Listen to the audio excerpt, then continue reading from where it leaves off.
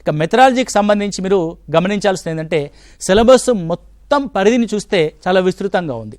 కానీ గత ప్రశ్నాపత్రాలని పరిశీలిస్తే మాత్రం చాలా లిమిటెడ్ ఏరియా నుంచి, అంటే కోర్ ఏరియా అంటాం దాన్ని, ఆ కోర్ ఏరియా నుంచి మనకి 4 నుంచి 5 ప్రశ్నలు వస్తున్నాయి. అంటే 1-2 ప్రశ్నలు తప్ప ఎక్కువగా 6 మార్కుల పెడగాజీలో 1-2 క్వశ్చన్స్ తప్ప మిగతావంతా కూడా కోర్ ఏరియా నుంచి మాత్రమే రావడం జరుగుతుంది. ఏంటా కోర్ ఏరియా అంటే definitions and nature of subject. అది నేచర్ ఆఫ్ మ్యాథమెటిక్స్ కావచ్చు, నేచర్ ఆఫ్ బయాలజికల్ సైన్స్ కావచ్చు, నేచర్ ఆఫ్ ఫిజికల్ సైన్స్ కావచ్చు, నేచర్ ఆఫ్ సోషల్ స్టడీస్ కావచ్చు. దాని మీద కంపల్సరీ ఒక ప్రశ్న ఉంటుంది.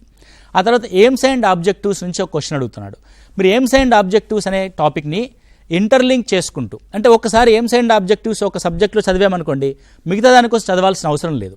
కాబట్టి ఎయిమ్స్ అండ్ ఆబ్జెక్టివ్స్ని విస్తృతంగా చదివి మిగతా మెథడాలజీలో దానికి సంబంధించిన వేరియేషన్స్ ఏమైనా ఉన్నాయో ఒకసారి చూసుకొని జస్ట్ సినాప్సిస్ రాసుకుంటే సరిపోద్ది. ఎయిమ్స్ అండ్ ఆబ్జెక్టివ్స్ నుంచి కూడా కంపల్సరీ మనకు ఒక ప్రశ్న రావడం జరుగుతుంది. దాని నుంచి మీరు ఖచ్చితంగా చూడండి. ఆ బ్లూమ్స్ టాక్సానమీ లాంటివన్నీ చూసుకుంటూ వెళ్ళండి. ఆ తర్వాత మెథడ్స్, టీచింగ్ మెథడ్స్ కూడా అన్నిట్లో కామన్గా ఉంటుంది. అనాలిసిస్ మెథడ్ కావచ్చు, ల్యాబొరేటరీ మెథడ్ కావచ్చు, నెక్స్ట్ హ్యూరిస్టిక్ మెథడ్ కావచ్చు, అదేంది అన్వేషణ పద్ధతి అంటాం హ్యూరిస్టిక్ మెథడ్.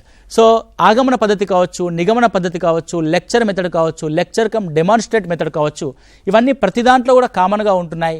కాబట్టి ఆ కామన్గా ఉన్నదంతా కూడా ఒకసారి టచ్ చేస్తే మీకు అన్ని మెథడాలజీలో కూడా సేమ్ టైప్ ఆఫ్ క్వశ్చన్స్ రావడానికి అవకాశం ఉంటుంది. ఆ తర్వాత కరిక్యులం. సో కరిక్యులం విద్యా ప్రణాళికకు సంబంధించి కూడా ప్రతిసారి ప్రశ్న అడుగుతున్నాడు. కాబట్టి విద్యా ప్రణాళిక కరిక్యులంను కూడా చాలా జాగ్రత్తగా చూడండి. ద కరిక్యులం ఫ్రేమ్వర్క్ కూడా ఈ రీసెంట్గా వచ్చిన కరిక్యులం ఫ్రేమ్వర్క్ గురించి, మ్యాథమెటిక్స్ ఏం చెప్తుంది, సైన్స్ గురించి ఏం చెప్తుందో కూడా ఒకసారి చూసుకోండి.